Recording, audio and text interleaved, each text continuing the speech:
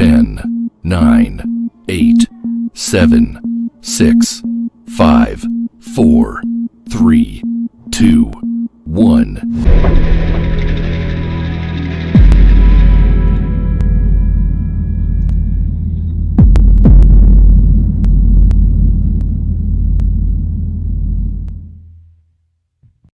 What is going on, everybody? It's your boy Big Trucker B, and today we're going to be going on Reddit to AskReddit section specifically, and we're going to be talking about what life as a trucker is really like. There's a lot of references out there. A lot of people could tell you a lot of personal experiences, but we're going to answer the question that I found on Reddit. So sit back and relax, and let's jump right into the show. So it goes on to say, Truckers of Reddit, what is life as a trucker really like? Says, so I just got done with a 24-hour road trip with 48 hours, and I found myself pondering a lot of questions about truckers' real lives. Do you ever exact revenge on drivers who cut you off, or make similar ridiculous driving fox pass? I was going through foothills in PA, and because I don't have a lot of practice with up and downhill action, and because my full-size van is hard on curves, I was having a hard time passing the semi-truck on my right. Well, I thought I got the go-ahead lights, and I heard a right behind, so I slid on over. Turns out I had barely passed in front and had cut this guy off. I spent the next hour and a half with him and her in my rear view and was scared out of my mind. So a lot of times when we get cut off, you're typically going to have a couple reactions. One, we might flip you off. I'm just going to say it right there. We just might be like, fuck you, and then we're just going to go on with our day. Or two, we're going to ignore it. A lot of drivers will just ignore it. It is what it is. We might yell, but we got to be careful out here, right? So we'll probably just kind of be like, nah, whatever. Just another dumbass person on the road. We see a lot of stuff that happens on the road, and we see that mistakes happen. It is what it is. We move on from it. Now, sometimes road rage does occur, but we try to avoid that the best we can. Are there really women of low morale fibers at truck stops, aka lounge lizards? I've heard of the term, just wonder if it's a real thing. Well, aka it's called lot lizard, and yes, it is a real thing. It's not as predominant as it used to be back in the day. Back in the day, it was kind of a big thing, but now ever since the Truckers Against Trafficking has rolled out, a lot of that stuff has been kind of, somewhat controlled, but at the same time, there are still lot lizards out there, and if you guys do see a lot lizard, report it, plain and simple, because some of those people are underage, and trafficking is not good, and if you get caught, well, it's not good for you either. Do you truly deserve the reputation of deplorable druggies with sexual deviancy on your minds? Also, something I've always heard. You've probably heard a lot of that from like movies and stuff.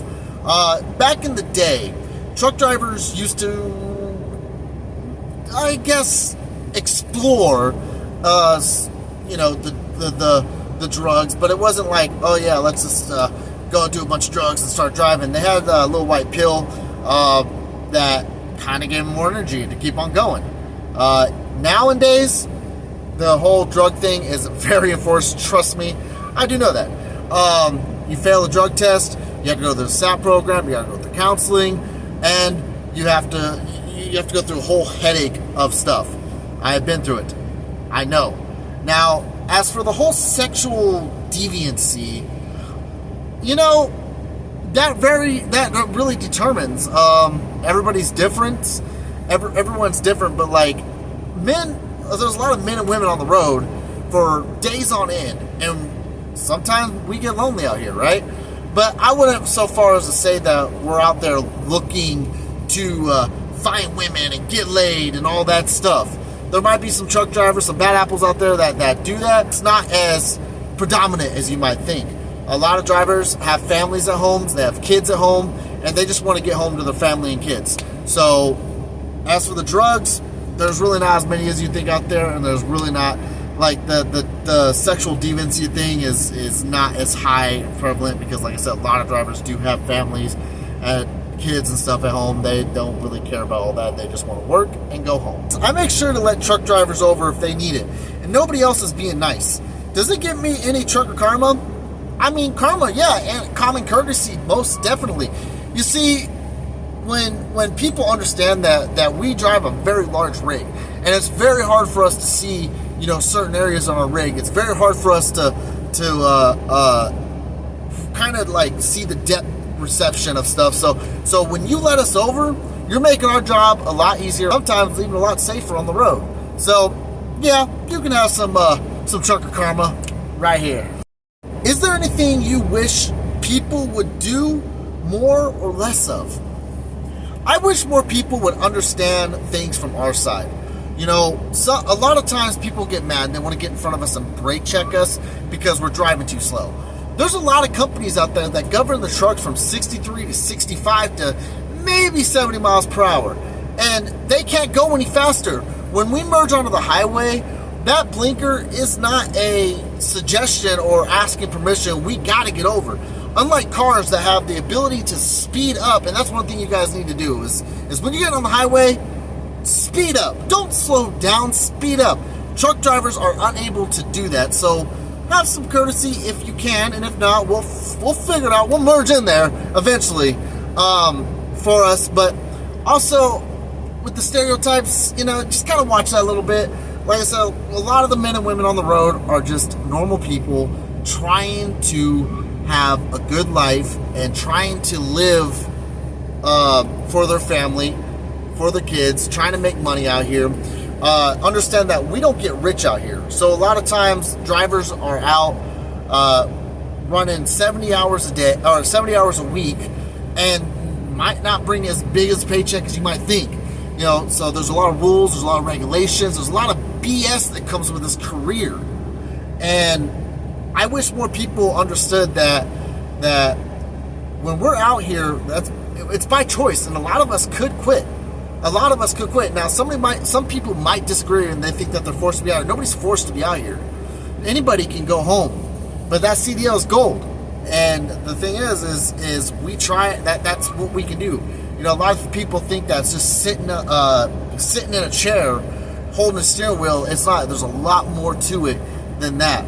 We get disrespected a lot by shippers, receivers, DOT, you name it.